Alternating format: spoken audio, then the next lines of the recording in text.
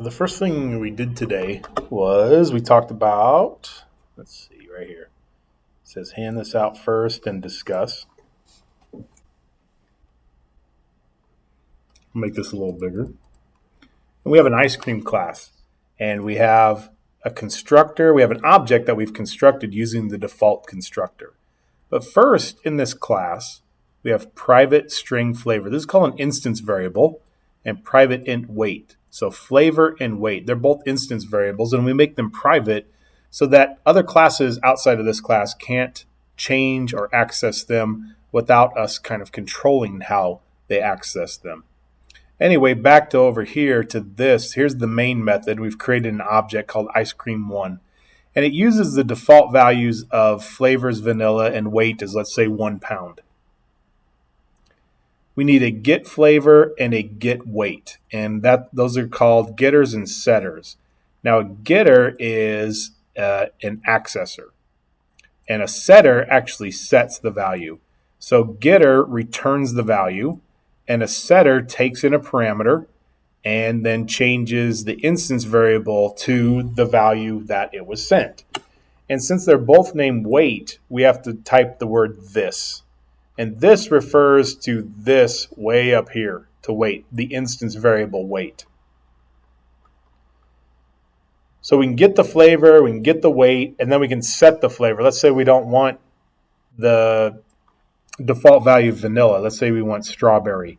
We can set the flavor to strawberry, and then when we get the flavor, now it's strawberry. You can see that vanilla and 1 are the default values, and then strawberry is the new value. And we do that with set flavor over here. Here's set flavor. We set flavor strawberry, and the instance variable above is now set to strawberry instead of vanilla.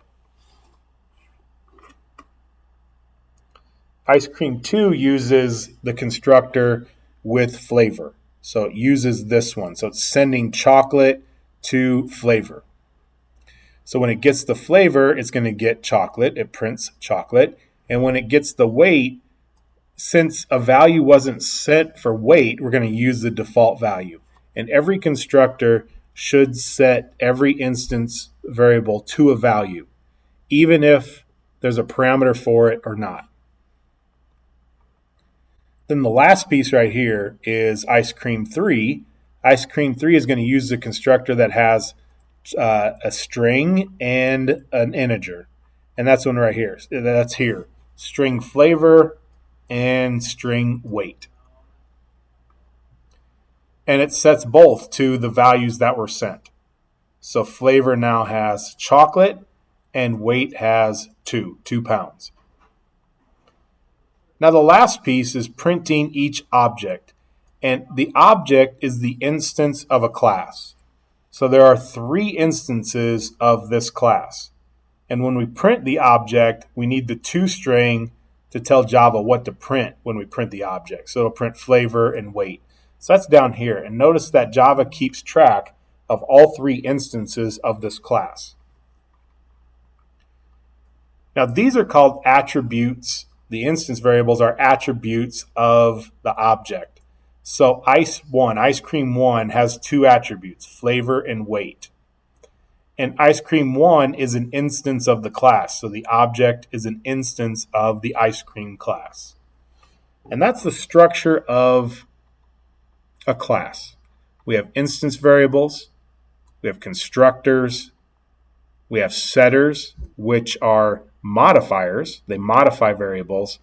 And getters, which are accessors. They access the variable. Next, let's see, notebook file. That's notes. Type this into Replit. All right. Actually, I think we skipped that and we went to constructor practice. So we're going to practice this problem right here. We're going to make it work, in other words.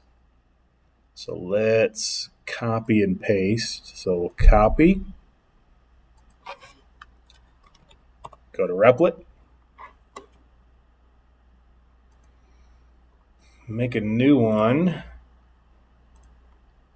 Let's see, what should we call this? Well, just constructor practice, I suppose.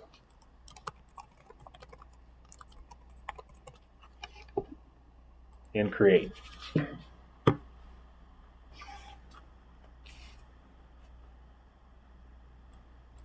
Let's paste. Default building's name is Elkhorn Tower, and the default floor, the number of floors is 10. So here we have a building class, the object, and it's a new building with the default values because we have a default constructor here. So building Java, class building. And what do we have? Name and floor, so private first of all. String name is equal to, not equal to, that's it. We don't put equal to here. Private int, and we'll have floors. So here is what we call the instance variables. So this is an instance variable to the class, and it's an attribute of the object that we would create also. Same with floors as well. Let's go public building. So it's not void, it's not a return method. This is a constructor, and I know it's a constructor because it has the same name as the class. They both say building. Now, this is the default value, so we're not going to send anything to, we're not going to send a parameter. So we'll say this name, which is the instance variable up here, the name, is equal to, was it Elkhorn Tower as the default? Yeah, Elkhorn Tower.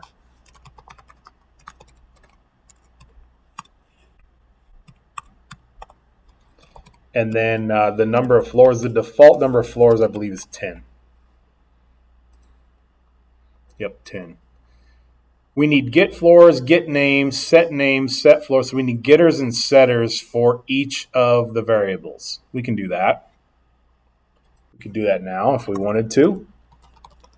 Public, we can return a string, and this would be get name. So we're returning the name. Return name. Public void set name. Here's a setter. And this would say this name, is equal to name. I need the parameter because we wouldn't get a value. We wouldn't know what to change it to. There we go. And this is called a modifier because we are modifying the variable.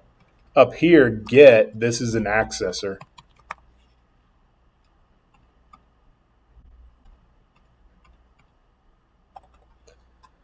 Public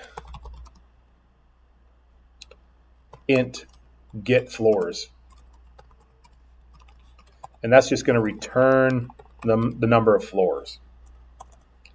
And we have public void set floors. I think I capitalized that word there.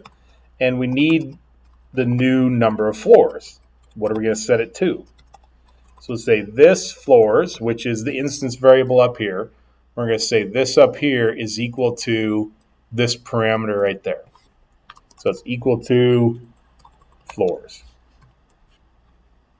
So we got the getters and the setters. Yep, get name. But we need more constructors. This won't work. If we try to run it, it's going to say, see, it's how it's underlining the one with one parameter, and it's underlining the object with two parameters. So we need those constructors. Now we usually go instance variables and then constructors after that. So let's put the next constructor here. Public building. Name of the class would be a constructor. All right, this needs just the name of the building. So string name. This name is equal to name, and all constructors give all instance variables values. So floors is equal to the default value of 10. And now we need a constructor that has a string first, string, and then a value for the floors. So let's go public, building, another constructor, string name, and integer floors. So we need this name is equal to name, and this floors is equal to floors. Oops, Need to spell it right. And this program should work. I hope anyway. What do I have wrong? Public. Did I spell it wrong? Yep, I don't have the D. Building.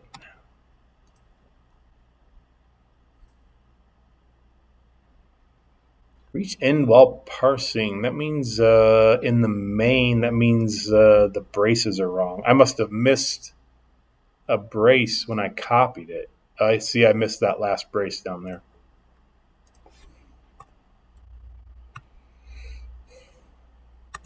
Let's try that again. Shift.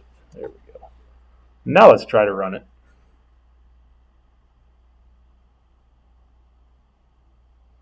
There we go. And you know what I want to do? I'll do this. Copy. You don't have to do this. This is me making it more useful so we can see the output. And then I'm going to copy that right back into this right here. So it's just next time we do a copy and paste, that default output, the output will be there. I can talk. Output. There we go. And one more time. Copy. All paste. There we go. Anyway, so that program's done, and we interpreted what was in the main method with 1, 2, 3 objects. So there's 3 instances of the class. So the objects are instances of the class. It's not the other way around. I think that's what we did. So then we have the dog lab and a methods day 7 worksheet.